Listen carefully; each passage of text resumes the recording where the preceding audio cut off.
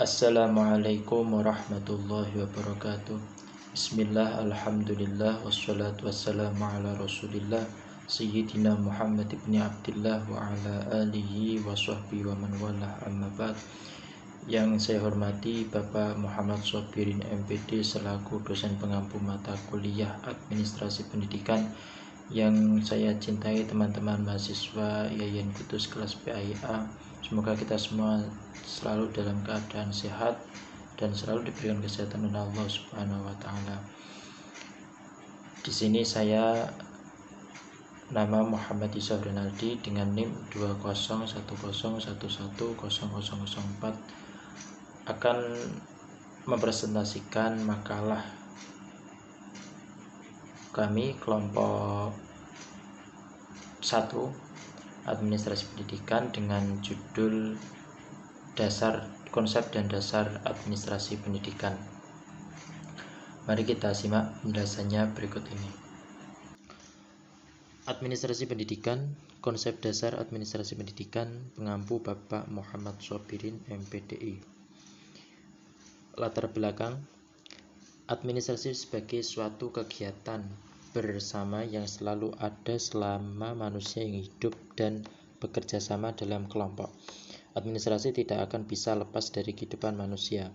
Misalnya, jika kita melihat sebuah pabrik bekerja menghasilkan semacam benda sebagai produknya, maka di situ pasti ada administrasi. Jika kita melihat suatu lembaga yang melatih dan memberikan suatu pelajaran yang akhirnya mereka mendapat sertifikat dari proses pendidikan itu, maka di situ ada administrasi pendidikan. Dan jika kita melihat suatu lembaga yang mempunyai suatu organisasi yang tersusun baik ataupun terencana, maka di situ pasti kita akan melihat sebuah administrasi pula. Berdasarkan hal tersebut, dapat dikatakan bahwa administrasi bukan hanya pekerjaan tulis-menulis di belakang meja, akan tetapi mencakup pengaturan manusia dan non-manusia, waktu, tempat, sarana, dan prasarana. Oleh sebab itu, penerapan administrasi khususnya administrasi pendidikan sangat penting untuk melanjutkan tujuan yang telah ditetapkan secara efektif dan efisien. Rumusan masalah: apa pengertian administrasi pendidikan? Yang kedua, bagaimana dasar dan prinsip administrasi pendidikan? 3, bagaimana tujuan dan pentingnya administrasi pendidikan? Yang keempat, bagaimana ruang lingkup administrasi pendidikan? C. Tujuan: 1. Untuk mengetahui pengertian administrasi pendidikan. 2. Untuk mengetahui dasar dan prinsip administrasi pendidikan. 3. Untuk mengetahui tujuan dan pentingnya administrasi pendidikan. 4. Untuk mengetahui ruang lingkup administrasi pendidikan. Pengertian administrasi pendidikan. Pengertian administrasi pendidikan. Administrasi pendidikan oleh para ahli diartikan dalam dua pengertian, yaitu sebagai ilmu dan sebagai proses. Kegiatan administrasi merupakan usaha pengendalian rangkaian kegiatan kependidikan yang terarah pada pencapaian tujuan pendidikan yang hendak dicapai oleh kelompok kerjasama yang menyelenggarakan usaha kependidikan. Dengan demikian, administrasi pendidikan bukanlah kegiatan kependidikan, akan tetapi adalah kegiatan pengendalian rangkaian kegiatan kependidikan. Selanjutnya, pengertian administrasi pendidikan oleh para ahli. Saya ambil satu, yakni dari Dr. Andes Muhammad Ngalim Parwanto, mengatakan administrasi pendidikan adalah segenap proses pengarahan dan pengintegrasian segala sesuatu baik personel, spiritual, dan material yang bersangkut paut dengan pencapaian tujuan pendidikan. Selanjutnya, dasar dan prinsip administrasi pendidikan. Prinsip merupakan suatu yang sangat kuat, absolut, dan tidak boleh dinafikan dalam pelaksanaan program tertentu. Administrasi pendidikan pun harus berpegang pada prinsip tertentu atau bertitik tolak pada prinsip yang mendasar. Prinsip-prinsip administrasi pendidikan adalah sebagai berikut. A. Prinsip efisiensi. Tenaga administrasi akan berhasil dalam tugasnya bila dia menggunakan semua sumber tenaga, dana, dan fasilitas yang ada secara efisien. Harus mampu memanfaatkan waktu sebaik mungkin untuk mengelola aktivitas pengadministrasian dan tindakan terbebani oleh biaya tinggi. Penghamburan biaya dan penghabisan waktu yang tidak menentu menunjukkan pengelolaan administrasi yang buruk, sehingga akan berdampak negatif dan merugikan kepentingan internal institusinya dan kepentingan eksternal yang dilayaninya. B. Prinsip pengelolaan. Administrator adalah manajer yang bekerja dengan langkah-langkah manajemen yang baik, yaitu merencanakan, mengorganisasikan, mengarahkan, dan mengontrol. Dengan demikian, target yang dituju dengan mudah dapat dicapai dengan baik.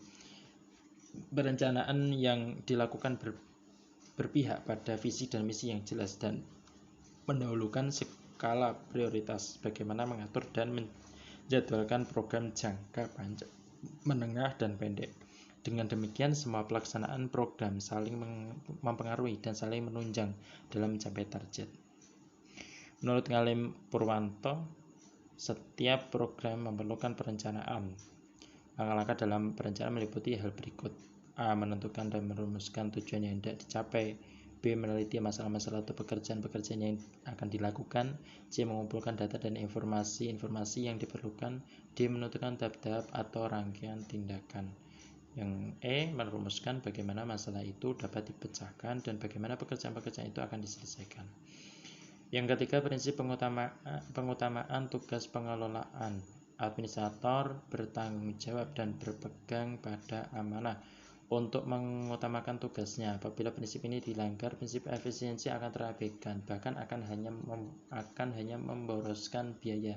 Pelaksanaannya di luar tanggung jawab administrator hanya akan kejalinan seluruh tugas administratif yang ujung-ujungnya tugas pengelolaan tidak terkontrol dengan baik dan benar. Yang D. Prinsip kepemimpinan yang efektif. Seorang pemimpin wajib mengembangkan hubungan baik dengan semua bawahannya, cerdas merealisasikan human relationship.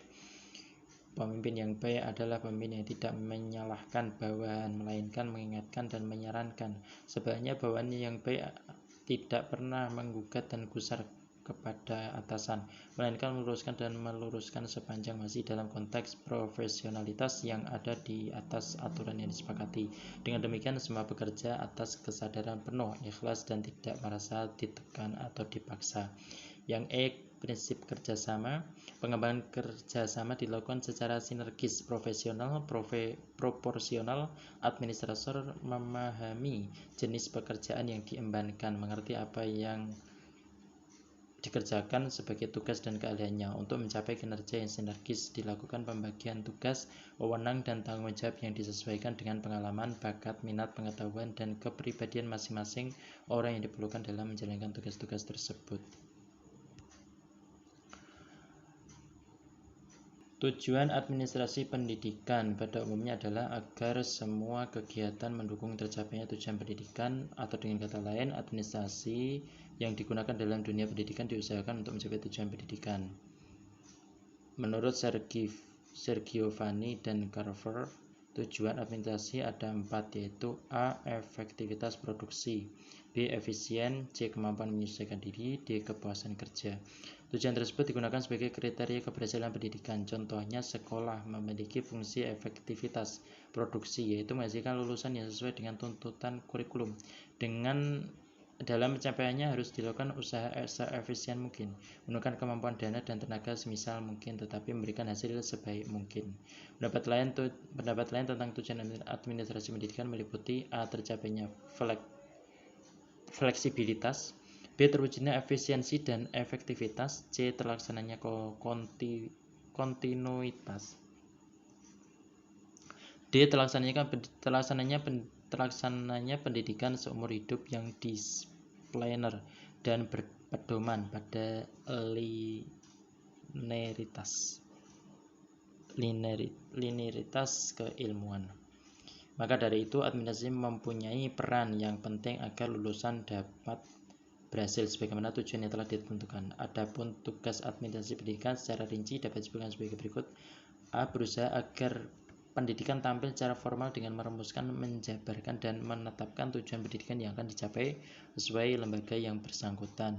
B. Berusaha menanamkan tujuan pendidikan sehingga tujuan tersebut menjadi kebutuhan dan pendorong bagi anggota lembaga.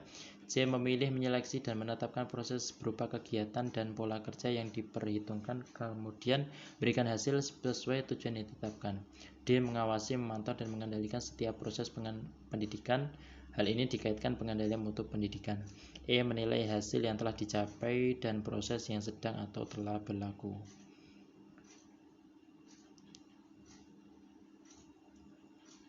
Pentingnya administrasi pendidikan menurut Profesor Dr. Haji Asnawir.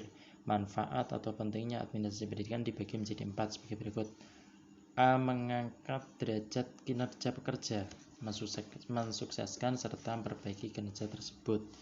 B. Menciptakan iklim kerja yang baik untuk menerapkan prinsip hubungan kemanusiaan yang sehat dengan menekankan penghargaan kepada setiap orang pada lembaga pendidikan yang bersangkutan. C. Merubah pikiran dan teori pendidikan menjadi program, metode, dan berbagai aktivitas pendidikan untuk mencapai tujuan pendidikan. D. Berusaha menghubungkan atau mempertemukan lembaga pendidikan dengan masyarakat ke arah pengembangan kemajuan dan kestabilan.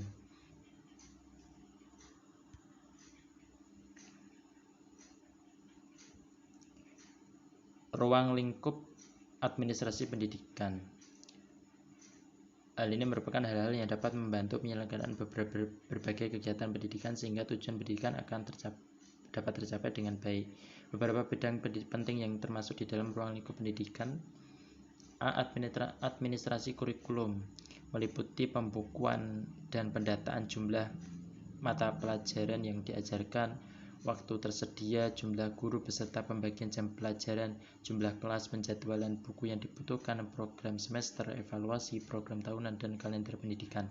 B. Administrasi ketenagaan pendidikan, kepegawaian, meliputi kumpulan surat lamaran dan penerimaan pegawai, mutasi, surat keputusan, surat tugas, berkas-berkas tenaga kependidikan, daftar umum kepegawaian. C. Administrasi kesiswaan, meliputi organisasi dan pengumpulan murid, masalah kesehatan dan kesejahteraan murid, penilaian dan pengukuran kemajuan murid, bimbingan dan penyuluhan bagi murid.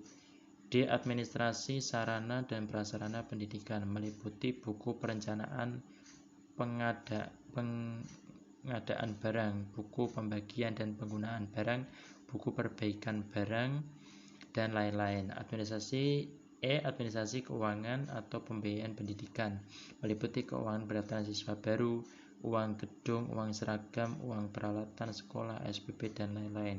F. Administrasi perkantoran, meliputi surat masuk dan keluar, buku tamu, buku-buku penting terkait penyelenggaraan pendidikan. G. Administrasi unit-unit penunjang pendidikan, meliputi bimbingan konseling, UKS, pramuka, olahraga, kesenian. H. Administrasi layanan khusus pendidikan, meliputi konsumsi, layanan antarjemput, bimbingan khusus di rumah. I. Administrasi taat lingkungan dan keamanan sekolah, meliputi perencanaan tata tertib dan pertemanan di sekolah, jadwal penjaga, jadwal kebersihan.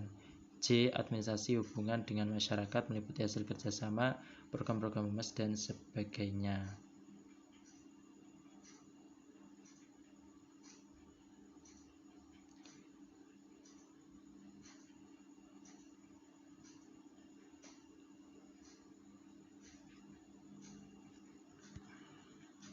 Demikian presentasi dari saya, kelompok 1 Administrasi Pendidikan, makalah yang berjudul Konsep Dasar Administrasi Pendidikan. Semoga apa yang saya sampaikan dapat dipahami dan menjadi ilmu yang bermanfaat. Kurang dan lebihnya saya mohon maaf sebesar-besarnya. Wallahul muwaffiq ila aqwamit thoriq. Wassalamualaikum warahmatullahi wabarakatuh.